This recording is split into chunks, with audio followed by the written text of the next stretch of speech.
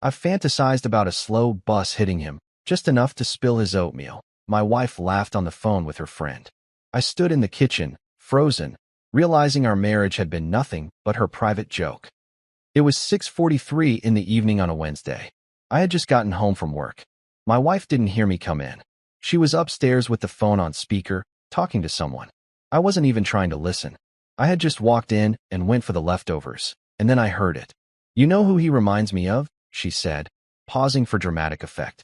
"That sad kid from school who always smelled like milk." A laugh erupted through the phone. Hers and someone else's. A woman. I didn't recognize the voice. "I'm serious, Trina."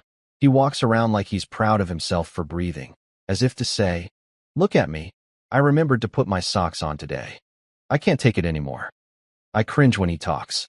The spoon fell into the sink with a metallic clink, and I stood there, frozen. My mouth still tasted like chili and hate. I hated how ordinary the moment was. How betrayal could feel so boring, so domestic. "I swear," she continued, "I've fantasized about him being hit by a very slow-moving bus. Not fatally, just enough to knock the oatmeal out of his hand." More laughter. I backed away from the kitchen. My knees were weak. Not in a poetic sense, I mean, physically unstable. My legs were shaking, and my brain was trying to eject from my skull like in a fighter jet. I went out the back door without a coat, without a phone, just my keys. I didn't even close the door behind me. I sat in the car and stared at the windshield for 27 minutes. I know because the dashboard clock was blinking. I just sat there, breathing through my nose like a loser, trying not to cry on the steering wheel. And then I started to laugh. The kind of laugh that makes your neighbors consider calling someone. I wasn't surprised that she talked about me like that.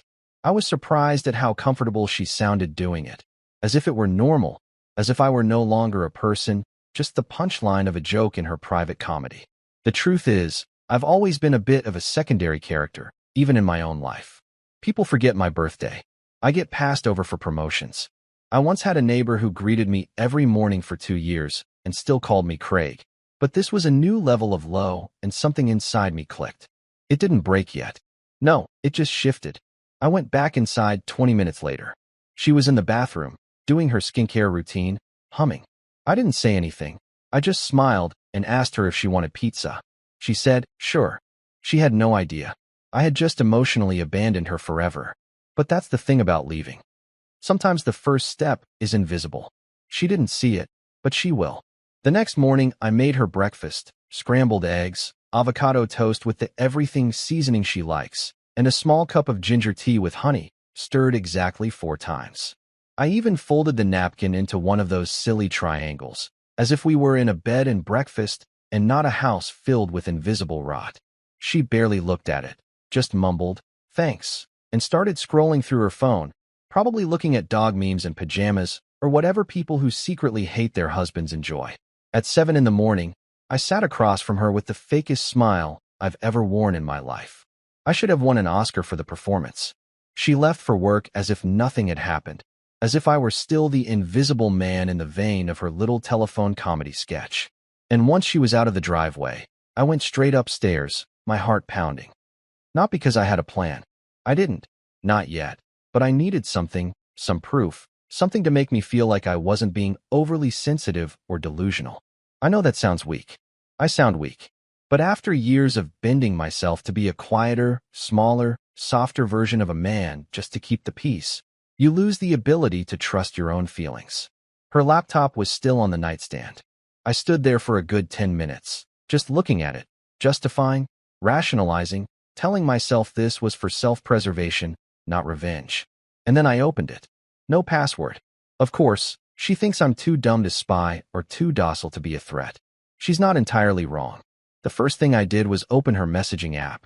The last conversation she had was with someone named M. That's all it said. M. No full name, no photo. I clicked. It wasn't long, but it was enough. M asked how the king of oatmeal was this morning. She replied alive, unfortunately. M said you're evil. Haha. She wrote if he knew what I was really doing last Thursday night, he would dissolve into a puddle of soy milk and passive aggression. M said you're a monster. She wrote he still thinks I was at my sister's birthday. I was at your place, remember? With the wine and the blindfold thing. I closed the laptop so hard it echoed. I clenched my teeth so hard my jaw cracked. But I didn't scream. I didn't throw anything. I didn't even cry. I laughed again. A strange, quiet, broken laugh that sounded like it belonged to someone else. I don't even know why. Maybe because it was finally real, tangible, ugly, confirmed. I wasn't paranoid. I wasn't dramatic. I didn't smell like milk, whatever that means. I was a joke, a well-fed, polite, predictable, pathetic joke. And I suddenly realized I couldn't stay in that house another week, another day, maybe not even another night. But I also knew I couldn't just leave, not without her noticing. That would give her too much satisfaction. That would make it too easy. People like her love to have the last word. No, if she wanted to humiliate me in silence, I would return the favor. I would make her feel the void she cultivated in me, but I would do it my way. I didn't have a plan yet, but now I had a feeling, and it burned hotter than ever. And the first ember had just fallen. By Friday, I had already begun to disappear in pieces. Nothing dramatic, nothing visible, just small, intentional acts of absence. I stopped replying to her texts unless they were direct questions. I stopped filling up the gas tank in her car, as I always did on Sundays. I didn't fold the laundry. I didn't ask her how her day was. I didn't correct her when she called my favorite band boring background music. I let her live in the illusion that I still orbited her, even though I was already charting a course to a completely different place. I would leave early for work, or so she thought, and I would just sit in the parking lot of a closed bookstore downtown, scribbling in a cheap spiral notebook I bought at a gas station. I wasn't writing poetry. I wasn't planning revenge. I was just writing down everything I had let slide over the years. Every jab, every eye roll, every moment I convinced myself I was overreacting. It wasn't for proof or evidence. It was a eulogy, not for the marriage, but for me, for the man I had let myself become. Timid, predictable, and self-aware enough to know I was becoming invisible. That Friday night she got dressed up, a tight black dress, her hair up, red lipstick, the kind she only wore when she wanted attention, but not from me. I was on the couch, pretending to be half asleep with the TV on mute. She didn't even bother to lie. She just grabbed her purse and said she was going out with the girls. No names, no details, no goodnight kiss. I waited until the front door closed. Then I got up and opened the blinds just enough to see her walk to her car. She looked happy, free, like someone going to a party they know they will dominate. I grabbed my keys and left 10 minutes later, not to follow her. Not yet. I drove to her sister Mercy's house. I parked across the street and waited. Mercy wasn't home. The driveway was empty. All the lights were off. I took a time-stamped photo and sent it to myself from a burner phone I had activated that morning. That message wasn't for me. It was for later, when it was time to ruin her story before she could tell it. I didn't go home right away. I needed air. Real air, the kind that didn't smell like scented candles and silent resentment. I drove to the lake, the one where I proposed to her 7 years ago. It's funny how places can change like that. Back then it felt like a sacred moment. Now the whole area seemed haunted. I parked by the shore, got out, and just stood there looking at the water, wondering how someone could share your bed for years and still manage to look right through you. And this is what made my hands shake more than anything else that week. She still hadn't noticed. Not a single question, not a glance, not a flicker of curiosity about my distance, my silence, the growing cracks in the daily routine. She didn't notice I changed the Netflix password. She didn't notice I canceled our anniversary dinner reservation for next month. She didn't notice I hadn't touched her since last Tuesday. And that's when I knew she had already erased me from her story. I was just a character in reruns, stuck saying the same lines while the audience waited for someone more interesting to walk on screen. So I made a decision. If she was going to erase me from her life, I would speed up the process, but I would do it on my own terms. No confrontation, no yelling, no explanations, just silence and then absence. A clean, surgical exit that would leave her with nothing to fight against, no one to blame, just the vast, echoing space where I used to be. By the time Sunday arrived, I had emptied most of the drawers in the guest room and moved some of my clothes in there. Not all of it, just enough that it wouldn't be noticeable unless she was actively looking for signs that I had started to disappear. She wasn't. She was too busy editing photos for someone's baby shower, something she did for free because they needed her eye. That was Era's favorite self-image, the irreplaceable woman in the room. Meanwhile, I sat across from her at the dining table, organizing tax documents with a tightness in my chest I couldn't shake. I had also started recording things, not the scandalous kind. No hidden cameras or dramatic audio clips, just moments. Proof of the void. Recordings of her walking past me without a glance. Audio of her laughing on speakerphone with M and complaining about my breathing again. Photos of my untouched dinner plate 3 nights in a row. I wasn't collecting them for leverage. I didn't want revenge in a courtroom. I wanted something colder, quieter, something psychological. Because what no one tells you about being slowly erased is that you start to fantasize about making your absence hurt more than your presence ever did. I backed up all her cloud accounts silently. Her entire digital file, photos, contacts, saved messages, calendar entries. I wasn't going to delete anything. That would be too loud, but I wanted a mirror, a version of her digital life where I could watch myself being erased from every corner. It wasn't masochism, it was confirmation. I needed to see how thoroughly she had rewritten the story of us into a narrative where I was nothing more than a useful shadow. On Monday morning, she left early.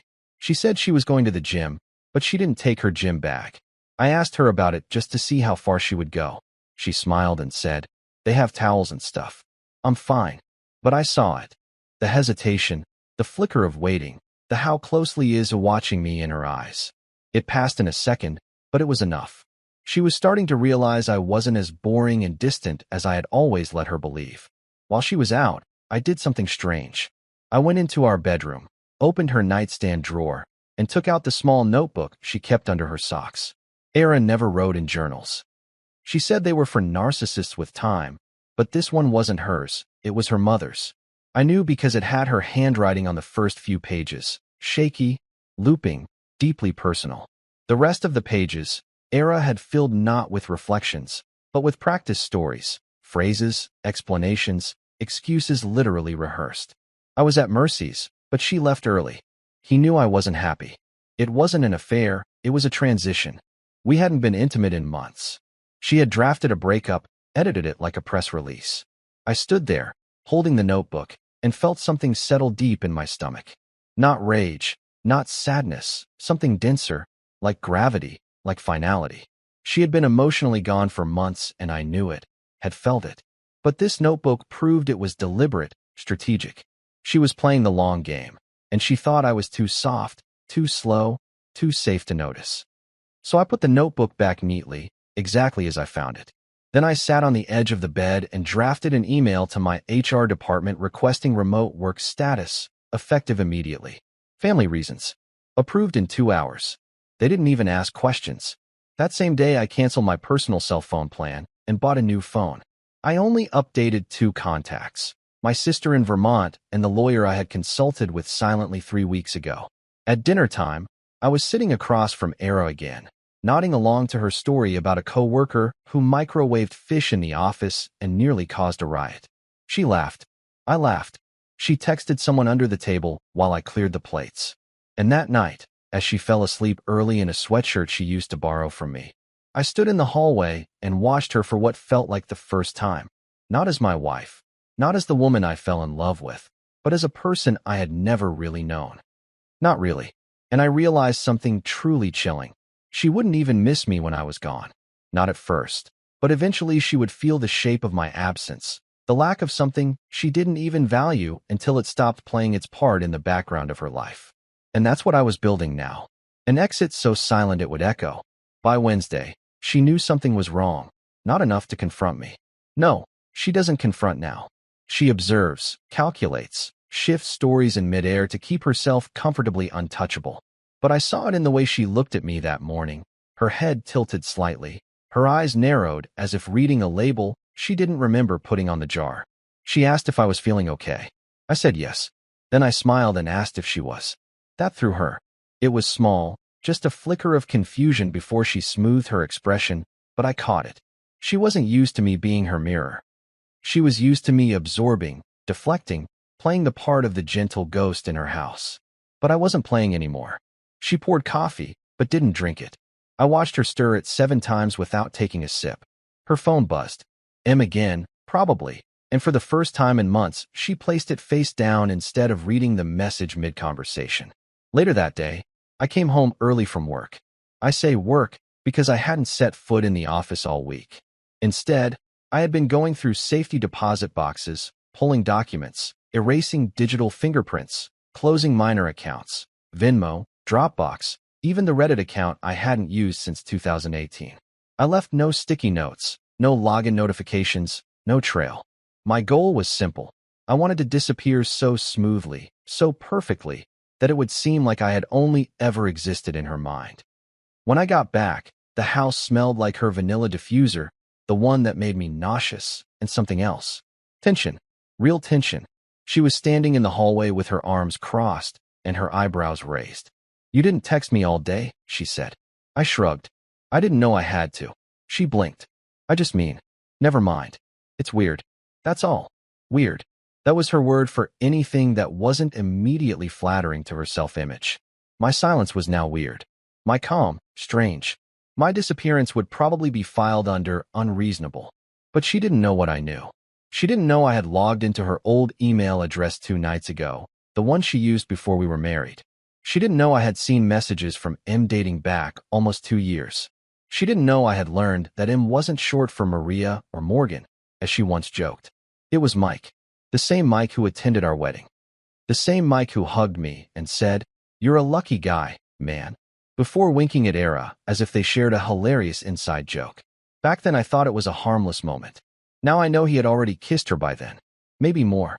I didn't rage. I didn't confront her. I didn't even change my tone of voice.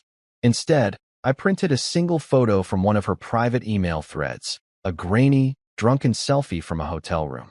Her lipstick smudged, his shirt off, the timestamp. Barely 2 months after our second anniversary. I folded the photo carefully and slid it into her copy of Where the Crawdads Sing, which I knew she was in the middle of rereading. She used to pick it up every Sunday night in the bath. I could have sent it to her anonymously. I could have thrown it on the table, but that would have been noise, and I was done with noise.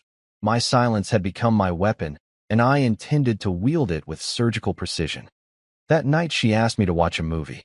Something silly, she said, trying to lighten the mood. We hadn't watched a movie together in months. She chose a romantic comedy. I sat through all 103 minutes without saying a word. She laughed 3 times, all of them forced. I smiled once, genuinely, when the camera panned to a lonely character walking away from a woman who didn't understand him until it was too late. The irony was delicious. That night we got into bed at the same time, for the first time in weeks. She turned towards me. I feigned sleep. She stared at me. I could feel it, but I didn't flinch. I didn't move. I didn't give her the gift of a reaction. She whispered my name, then again. I didn't respond. For the first time, she was the ghost in the bed, searching for someone who wasn't really there anymore. And she knew it. She just didn't know how long it had been true. By Thursday morning, she had gone into damage control mode, though she didn't yet realize the damage had been done months ago, silently, methodically, invisibly. I came downstairs to find her making breakfast, which wasn't unusual in itself. What was unusual was that she made my breakfast. Eggs, toast, even the same silly spinach smoothie she used to make for me before she started calling it swamp sludge. She smiled too much, talked too much. Her voice had a strange, theatrical quality to it, as if she were auditioning for the role of attentive wife, and had no idea the director had left the theater long ago. I played along, thanking her quietly, complimenting the toast, pretending not to notice that her hands were shaking slightly as she poured the coffee. She was finally aware of the shift, but not the source, and it was making her nervous. She wasn't used to going off script. She asked me how my week was. I told her it was productive. She asked if I wanted to do something this weekend. Just the 2 of us. I said, "Sure, sounds nice." I never looked up from my plate. I knew what she was doing. She was trying to reset the board, a preemptive strike against the guilt that was eating at her. She wanted to overwrite what she felt from me with small talk and fresh affection, hoping I was still stupid enough to cling to the crumbs. But I wasn't hungry for her leftovers anymore. I hadn't been for a long time. That afternoon, while she ran errands, I executed phase 2. It wasn't flashy, just a series of small closures. I canceled our shared credit card, changed my direct deposit to a private account. I removed myself from the lease. The house was hers before we married, and I scheduled a moving company for the following Wednesday, when I knew she would be at her office's monthly departmental launch. I wouldn't be taking much, just books, documents, a few personal items, and the worn gray sweatshirt she always used to steal from me back when she was still pretending to like me. Everything else she could keep. I wanted her to be surrounded by the relics of my presence and realize they meant nothing without me in them. Later that night, she brought up intimacy. Not directly, of course. She never did anything directly. She just hinted, flirted, touched my arm, laughed at things I didn't say. I told her I had a headache. I just didn't want her to think she still had access to me. She let out a forced laugh and mumbled, "Right, of course." Then she rolled over without saying goodnight. Her shoulder blades were tense. I could tell she was awake long after her breathing settled into its fake rhythm. The next morning, I left a USB drive on her dresser. No note, just the drive. Inside, a folder. Inside that folder, a single file, a screenshot of the hotel confirmation in her name. Room 216. 2 guests. Paid for with our joint card, dated 5 months ago. I said nothing about it. I didn't ask, I didn't accuse, I just left it there as if it had fallen from the sky. She saw it that night. I heard the drawer open and slam shut. Then, silence. A heavy, suffocating silence. She didn't bring it up, she didn't confront me. She didn't even mention that the folder was missing the attached photos, which I already knew existed, because if she asked, she would have to admit she knew what they were. By Saturday, the panic had started to show. Her questions became sharper, but still dipped in honey.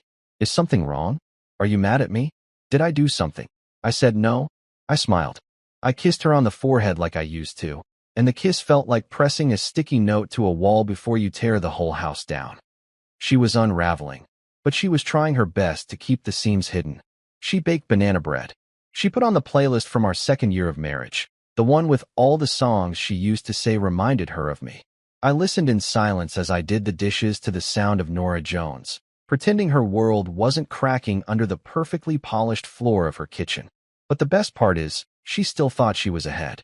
She had no idea that by this time next week, the house would be emptier, colder, that she would come home to find drawers half open and closets lightened, as if the air itself had taken something with it. And all she would be left with were questions she would never be brave enough to ask. It happened on a Tuesday, which somehow made it worse. Tuesdays are supposed to be boring, harmless things. Too far from the weekend to bring drama. Too close to Monday to bother pretending anything exciting could happen. But that Tuesday will be burned into her memory for a long time, I imagine. Not because of what I said, I didn't say much, but because of what she finally allowed herself to feel. Fear. I had just gotten out of the shower. The steam still clung to the mirror, and my towel was half wrapped around my waist. She was standing in the bedroom doorway as if she'd been rehearsing her lines all morning, but now couldn't find the courage to say them. Her fingers gripped the doorframe, as if she were afraid the floor might give way beneath her. That's when I knew. She had opened the USB folder again, and this time she had gone deeper. I said nothing, just watched as her eyes flickered between hesitation and desperation. "Why are you acting like this?" she asked, her voice thinner than usual, sharp at the edges. "You act like I don't even know who you were lately." I dried my face slowly, then met her gaze in the mirror. "What do you mean? You're distant. You don't talk to me. You don't touch me. You barely look at me. And now you're leaving things around like you want me to find them."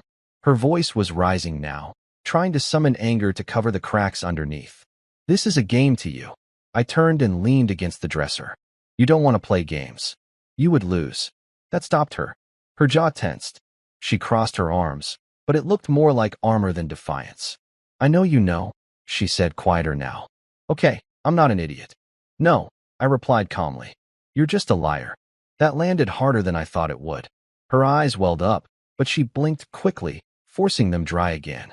She doesn't cry now unless it benefits her, and this time I wasn't giving her an audience. "You're being cruel," she said, almost a whisper. "Are you trying to hurt me?" I tilted my head. "That's funny, coming from someone who called me a milk boy." Her face went bone white. The silence that followed was different from before. Not the silent war of the past few weeks, but the kind that precedes an explosion. She opened her mouth, closed it, and opened it again. That was just venting. You weren't supposed to hear that. People say stupid things. They don't fantasize about their husbands being hit by buses," I said calmly, no bite in my tone. They don't lie for years, build a second life, write breakup lines in their mother's journal, and then smile while they eat pancakes as if everything is fine. Her hands fell to her sides. She suddenly looked so small, as if the queen had just realized she was the only one at the table without a throne. "So now what?" she asked, barely above a whisper. "You just leave just like that?" I took a step forward, close enough that she had to tilt her head slightly to meet my eyes. "I was already gone. You just didn't notice." And with that, I walked past her, down the stairs, and out the front door. I didn't grab a bag. I didn't make a scene. I didn't slam the door. I just walked out with the weightless calm of a man who had finally shed the burden of pretending he was loved. She didn't follow me, but I know she stood at the top of the stairs for a long time, because when I came back the next afternoon, not to stay, but to pack, the smell of her perfume was still thick in the bedroom, as if she had sprayed it in the air just to feel like she was still present. But her presence no longer haunted the space. Mine did. The man she never noticed, the man she erased too slowly and, now, too late. The last morning in that house was quiet in a way I hadn't felt in years. Not empty, not eerie, just still, as if the place had finally exhaled, as if it had been holding its breath along with me all this time, waiting for one of us to admit that love, no matter how well built, can rot from the inside when it's not spoken of for too long. I packed everything I needed into 2 suitcases, one for clothes, one for memories. Not photos of her, not of us, just small artifacts of the version of me that had existed silently before I started shrinking to fit into her life. A copy of a book I once loved before she rolled her eyes at it. A sweatshirt I hadn't worn in 2 years because she said it made me look like a failed cheerleader. A spiral notebook full of pages I no longer needed to write. I didn't take anything that still belonged to our story. I didn't need it. As I zipped the last suitcase, I looked around the room one last time. The walls were still painted the soft gray she chose. Her diffuser was still puffing that cloying vanilla scent into the air, as if desperate to be noticed. Her side of the bed was perfectly made, untouched since I started sleeping in the guest room. Everything was so intact, yet so empty. She wasn't home. She had taken a personal day, which I knew meant she needed space to calculate her next narrative. I didn't blame her. Some people build truth from what they believe they are owed. Era wasn't evil, just hollow in the places where empathy was supposed to grow. I left my key on the kitchen counter. No letter, no drama. I didn't want to leave her with closure. That would have been a gift. Instead, I left her with the silence. And if she's smart, she'll fill it with questions about herself, not about me. I drove for 12 hours that day, through fields, past gas stations, across 2 state lines. I didn't cry. I didn't shake. I didn't even listen to music. I just let the tires hum beneath me like a lullaby. It was the kind of peace you don't recognize until you remember what it's like to live without a weight on your chest. I stopped once at a diner somewhere outside of Asheville and ordered a piece of cherry pie. It was too sweet and the coffee was terrible, but I couldn't stop smiling. The next few weeks were quiet. Not lonely, just clean. I signed a short-term lease in a small town where nobody knew my name. I got a job doing system audits as a freelancer from a converted storage room above a bookstore. I walk more now. I read more. I cook for myself, badly, but with real joy. I bought a secondhand bike, and I ride it through neighborhoods full of people who wave without expecting anything. Sometimes I think about the version of me she knew, the quiet man with his oatmeal, his patience, and his slumped shoulders. And I feel sorry for him, not because he was weak, but because he thought love meant survival. That to keep something alive you had to let yourself die a little each day. I don't believe that anymore. Last weekend, at the bookstore downstairs, I met someone. Her name is June. She has a gap between her front teeth, runs a small photography business, and laughs at her own bad jokes. We talked for almost 2 hours about nothing important, which is maybe what made it feel important. I didn't tell her anything about my past.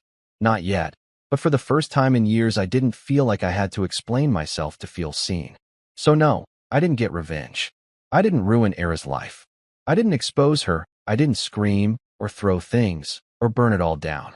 I just left completely. And now, somewhere, she's probably in our kitchen, holding the key I left, wondering how she lost someone who didn't even slam the door. That's the thing about ghosts. They don't haunt you with noise. They haunt you with the space they used to fill. And I'm not a ghost. I'm free.